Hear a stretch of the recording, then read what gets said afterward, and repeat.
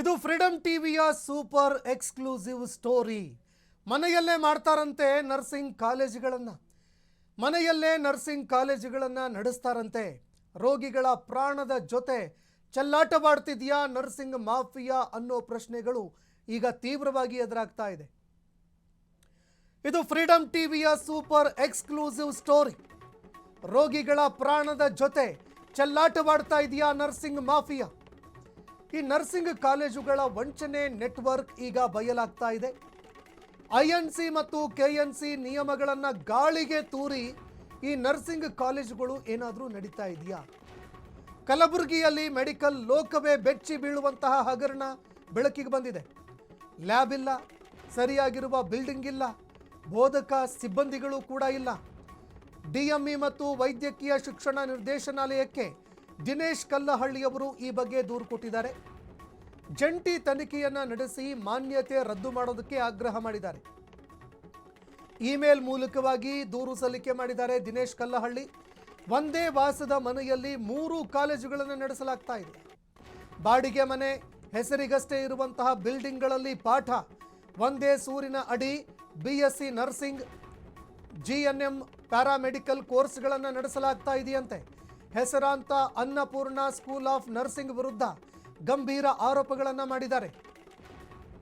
Abu Karnataka school of ನರ್ಸಿಂಗ್ನಲ್ಲೂ ಕೂಡ ಉಲ್ಲಂಘನೆ ಆಗಿದೆಯಾ?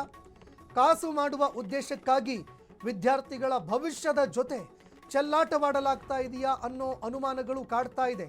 ತನಿಖೆ ಮಾಡಿ ಕ್ರಮ ಕೈಗೊಳ್ಳಬೇಕು ಅಂತ ದಿನೇಶ್ ಕಲ್ಲಹಳ್ಳಿ ಅವರು ದೂರು ಸಲ್ಲಿಕೆ ಮಾಡಿದ್ದಾರೆ. ಈ ಬಗ್ಗೆ ತನಿಖೆ ಆಗಬೇಕು, ವಿಸ್ತೃತವಾಗಿ ತನಿಖೆ ಮಾಡಿ ಅವರ ವಿರುದ್ಧ ಕ್ರಮ ಕೈಗೊಳ್ಳಬೇಕು ಅಂತ ದಿನೇಶ್ ಕಲ್ಲಹಳ್ಳಿ ಅವರು ಈ ಬಗ್ಗೆ ದೂರು ಸಲ್ಲಿಕೆ ಮಾಡಿದ್ದಾರೆ. ಇನ್ನು ಈ ಬಗ್ಗೆ ಯಾವ ರೀತಿಯಾಗಿ ಕ್ರಮಗಳಾಗುತ್ತೆ ಅನ್ನುವಂಥದ್ದನ್ನು ಕೂಡ ನೋಡಬೇಕಾಗತ್ತೆ. ನೋಡಿ, ಒಂದು ನರ್ಸಿಂಗ್ ಕಾಲೇಜು ಅಂತಂದ ಮೇಲೆ, ಒಂದು ನರ್ಸಿಂಗ್ ಕಾಲೇಜನ್ನು ನಡೆಸಬೇಕು ಅಂತಂದ ಮೇಲೆ ವ್ಯವಸ್ಥಿತವಾಗಿರುವಂತಹ ತರಬೇತಿ ಕೊಡೋದಕ್ಕೆ, ಟೀಚಿಂಗ್ ಮಾಡೋದಕ್ಕೆ ರೂಮ್ಗಳಿರಬೇಕು.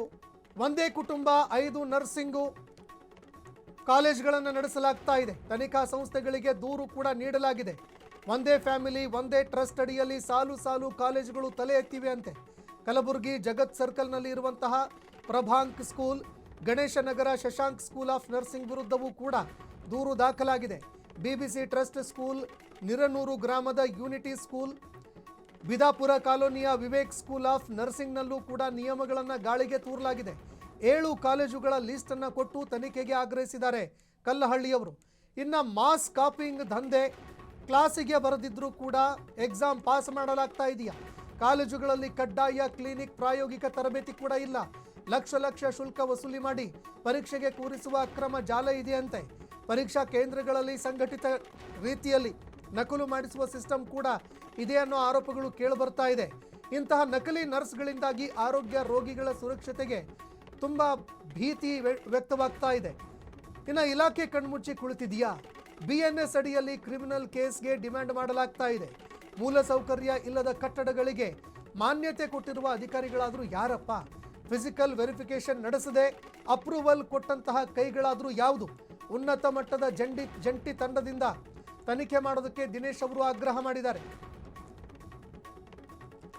ಇನ್ನು ತರಬೇತಿಯೇ ಪಡೆಯದಂತಹ ನರ್ಸ್ಗಳು, ಇಂಜೆಕ್ಷನ್ ನೀಡೋದಕ್ಕೆ ಬಾರದ ಲ್ಯಾಬ್ ನೋಡದ ನರ್ಸ್ಗಳು, ಒಂದೇ ಟ್ರಸ್ಟ್ ನಿಯಮ ಬಾಹಿರವಾಗಿ ಇಷ್ಟೊಂದು ಕಾಲೇಜು ನಡೆಸ್ತಾ ಇದ್ರೂ ಕೂಡ ಕ್ರಮ ಯಾಕಿಲ್ಲ?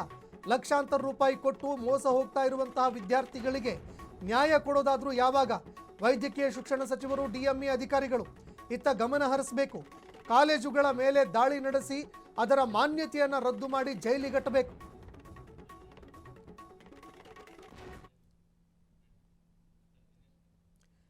ಈ ಬಗ್ಗೆ ಮತ್ತಷ್ಟು ಮಾಹಿತಿಗಳನ್ನು ಕೊಡೋದಕ್ಕೆ, ನಮ್ಮೊಂದಿಗೆ ಮಾತನಾಡೋದಕ್ಕೆ ದಿನೇಶ್ ಕಲ್ಲಹಳ್ಳಿ ಅವರು ಫೋನ್ ಸಂಪರ್ಕದಲ್ಲಿ ಜಾಯ್ನ್ ಆಗಿದ್ದಾರೆ.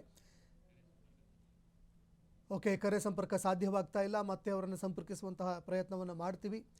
ನೋಡಿ, ನರ್ಸಿಂಗ್ ಕಾಲೇಜುಗಳು, 7 ನರ್ಸಿಂಗ್ ಕಾಲೇಜುಗಳ ಪಟ್ಟಿಯನ್ನೇ ದಿನೇಶ್ ಕಲ್ಲಹಳ್ಳಿ ಅವರು ಅಧಿಕಾರಿಗಳಿಗೆ ಕೊಟ್ಟಿದ್ದಾರೆ. ಈ ಬಗ್ಗೆ ಪ್ರಕರಣ ಕೂಡ ದಾಖಲು ಮಾಡಿದ್ದಾರೆ. ಆನ್ಲೈನ್ನಲ್ಲಿ ದೂರು ಸಲ್ಲಿಕೆ ಮಾಡಿದ್ದಾರೆ. ಒಟ್ಟು 7 ನರ್ಸಿಂಗ್ ಕಾಲೇಜುಗಳನ್ನು ನಡೆಸಲಾಗ್ತಾ ಇದೆ. ಇಲ್ಲಿ ಯಾವುದೇ ರೀತಿಯಲ್ಲೂ ಕೂಡ ವ್ಯವಸ್ಥಿತವಾಗಿರುವಂತಹ ಲ್ಯಾಬ್ಗಳಿಲ್ಲ, ಕ್ಲಾಸ್ ರೂಮ್ಗಳಿಲ್ಲ, ಬೋಧನೆ ಮಾಡಬೇಕಾಗಿರುವಂತಹ ನುರಿತ ತಜ್ಞರು ಕೂಡ ಇಲ್ಲ. ಈ ಬಗ್ಗೆ ಮಾತನಾಡೋದಕ್ಕೆ ದಿನೇಶ್ ಕಲ್ಲಹಳ್ಳಿ ಅವರು ಮತ್ತೆ ಫೋನ್ ಸಂಪರ್ಕದಲ್ಲಿ ಜಾಯ್ನ್ ಆಗಿದ್ದಾರೆ. ಸರ್ ನಮಸ್ಕಾರ. ನಮಸ್ತೆ ಸರ್. ನಮಸ್ತೆ. ಈಗ ತುಂಬಾ ಗಂಭೀರ ಆರೋಪಗಳನ್ನ ಮಾಡಿ ಒಂದು ಪ್ರಕರಣ ಕೂಡ ದಾಖಲು ಮಾಡಿದಿರಿ. ಹೇಗೆ ಗಮನಕ್ಕೆ ಬಂತಿದು ಈ ಬಗ್ಗೆ ಮಾತನಾಡೋದಾದ್ರೆ ಸರ್? ಸರ್, ಇದು ಕಲಬುರಗಿ ಮೂಲದ ನಮ್ಮ ಒಂದು ಮಾಹಿತಿದಾರರಿಂದ ಒಂದು ಗಂಭೀರವಾದಂತ ಒಂದು ಮಾಹಿತಿ ಬರುತ್ತೆ ಸರ್. ಕಲಬುರಗಿ ಜಿಲ್ಲೆಯಲ್ಲಿ ಈ ಎರಡು ಇದು ನರ್ಸಿಂಗ್ ಕಾಲೇಜುಗಳು ಏನಿದೆ, ಅವು Karnataka school of nursing, Kannappa school of nursing, ಈ ಪ್ರಕರಣದಲ್ಲಿ ಏನಾಗಿದೆ, ಯಾವುದೇ ರೀತಿಯಾದಂತ ಕಾನೂನಾತ್ಮಕವಾಗಿ ಅನುಮತಿಗಳನ್ನ ಪಡ್ಕೊಂಡಿಲ್ಲ. ಇವರು ಏನ್ ಮಾಡ್ತಾರೆ GNM BSc ನರ್ಸಿಂಗು ಹಾಗೂ ಪ್ಯಾರಾಮೆಡಿಕಲ್ ಶಿಕ್ಷಣ ಸಂಸ್ಥೆಗಳು ಮತ್ತು ಭಾರತೀಯ ನರ್ಸಿಂಗ್ ಕೌನ್ಸಿಲ್ INC ಮತ್ತು ಕರ್ನಾಟಕ ನರ್ಸಿಂಗ್ ಕೌನ್ಸಿಲ್ KNC ಇದು ನಿಯಮಾವಳಿಗಳನ್ನ ಗಂಭೀರವಾಗಿ ಉಲ್ಲಂಘನೆ ಮಾಡಿದ್ದಾರೆ ಸರ್. ಒಂದು ಶಾಲೆ ಅಥವಾ ಕಾಲೇಜ್ ನಿರ್ಮಾಣ ಮಾಡ್ಲಿಕ್ಕೆ ಒಂದು ಸುಸಜ್ಜಿತವಾದಂತ ಕೊಠಡಿಗಳಿರಬೇಕು, ಕೊಠಡಿಗಳ ಜೊತೆಗೆ ಸೂಕ್ತವಾದಂತ ಸಿಬ್ಬಂದಿಗಳಿರಬೇಕು ಮತ್ತು ಬೋಧಕ ಸಿಬ್ಬಂದಿಗಳಿರಬೇಕು. ಇದ್ಯಾವುದನ್ನು ಕೂಡ ಪರಿಗಣಿಸಿದಂತ ಈ ಶಿಕ್ಷಣ ಸಂಸ್ಥೆಗಳು ಹಣ ಮಾಡುವ ಏಕೈಕ ಉದ್ದೇಶದಿಂದ ಮನೆಯಲ್ಲಿ ಮತ್ತು ಅತಿ ಚಿಕ್ಕ ಚಿಕ್ಕ ಕೋಣೆಯಲ್ಲಿ ಇಂಥ ಪ್ಯಾರಾಮೆಡಿಕಲ್ ಕೋರ್ಸ್ಗಳನ್ನ ನಡೆಸಲಾಗ್ತಾ ಇದೆ ಸರ್. ಇದರಲ್ಲಿ ನೋಡಿ ಸರ್, ಅಗತ್ಯವಾಗಿರ್ಬೇಕಾದಂತ ಪ್ರಯೋಗಾಲಯ ಇರಲ್ಲ, ಆಸ್ಪತ್ರೆ ಇಲ್ಲ, ಸುಸಜ್ಜಿತವಾದಂತ ತರಗತಿ ಕೊಠಡಿಗಳಿಲ್ಲ, ಯಾವುದೇ ಮೂಲ ಸೌಕರ್ಯಗಳು ಇಲ್ಲದೆ ಇದ್ರೂ ಕೂಡ ಇವ್ರಿಗೆ ಅನುಮತಿ ನೀಡಿರುವಂತದ್ದು ಬಹಳ ದುರ್ದೈವ. ನೋಡಿ, ವಿಶೇಷವಾಗಿ ಅದೇ ಜಿಲ್ಲೆಯವರಾದಂತ ವೈದ್ಯಕೀಯ ಶಿಕ್ಷಣ ಸಚಿವರ ಕ್ಷೇತ್ರದಲ್ಲೇ ತವರು ಜಿಲ್ಲೆಯಲ್ಲಿ ಈ ರೀತಿ ನಡೀತಾ ಇರುವಂತದ್ದು. ಈಗಾಗಲೇ ನಾನು ಇದ್ರ ಬಗ್ಗೆ ಮಾನ್ಯ ನಿರ್ದೇಶಕರು, ವೈದ್ಯಕೀಯ ಶಿಕ್ಷಣ ಇಲಾಖೆ ನಿರ್ದೇಶಕರಿಗೆ ಗಂಭೀರವಾಗಿ ಒಂದು ದೂರ ನೀಡಿ ಸಮರ್ಪಕವಾಗಿ ತನಿಖೆ ನಡೆಸಬೇಕು ಅಂತ ಒತ್ತಾಯ ಮಾಡಿದ್ದೇನೆ ಸರ್. ಹಾಗಾಗಿ ಇಲ್ಲಿ ಉದ್ದೇಶಪೂರ್ವಕವಾಗಿ ಇವ್ರು ಏನ್ ಮಾಡ್ತಾ ಇದ್ದಾರೆ, ಯಾವುದೇ ಕನಿಷ್ಠ ಮೂಲ ಸೌಕರ್ಯ ಇಂಥ ಪ್ರಕರಣದಲ್ಲಿ ಅಧಿಕಾರಿಗಳು ಈ ಕಾಟಾಚಾರಕ್ಕೆ ಪರಿಶೀಲನೆ ನಡೆಯ ಅನುಮತಿ ಕೊಟ್ರ, ಇದರಲ್ಲಿ ಯಾವೆಲ್ಲ ಅಧಿಕಾರಿಗಳು ಭಾಗಿಯಾಗಿದ್ದಾರೆ, ಎಲ್ಲವನ್ನೂ ಕೂಡ ತನಿಖೆಯಲ್ಲಿ ಹೊರಬರಬೇಕಾಗಿದೆ ಸರ್. ಹಾಗಾಗಿ ಇಡೀ ಪ್ರಕರಣವನ್ನು ಸರ್ಕಾರ ಗಂಭೀರವಾಗಿ ಪರಿಗಣಿಸಿ ತನಿಖೆ ನಡೆಸಬೇಕಂತ ಹೇಳಿ ನಾನು ಈ ಸಂದರ್ಭದಲ್ಲಿ ಒತ್ತಾಯ ಮಾಡ್ತೇನೆ ಸರ್. ಓಕೆ, ಧನ್ಯವಾದಗಳು ದಿನೇಶ್ ಸರ್ ನಮ್ಮ ಜೊತೆಗೆ ಮಾತನಾಡಿದ್ದಕ್ಕೆ.